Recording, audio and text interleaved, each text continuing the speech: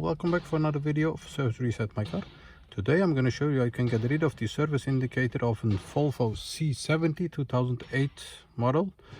After doing a service or changing the oil and filters, you need to get rid of the indicator that pops up on the dashboard. Okay, let's get right into it.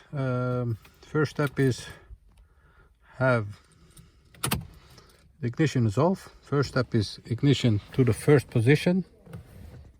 Then press this button over here, and when you press it, within 2 seconds you have to turn the ignition to the second position. So press second position and keep it for about 7 or 8 seconds, and you'll see an indicator blinking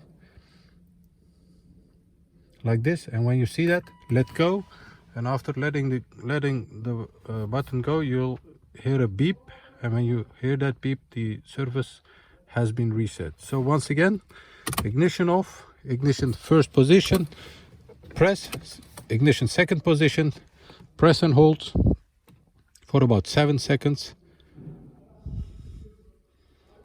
flashing indicator, release, hear the beep, and the indicator must disappear. That was it for today. At the end, I want to mention our YouTube channel, Service Reset My Car. Have a look at our channel for more than 500 other videos on how to reset different model cars, some tips and tricks.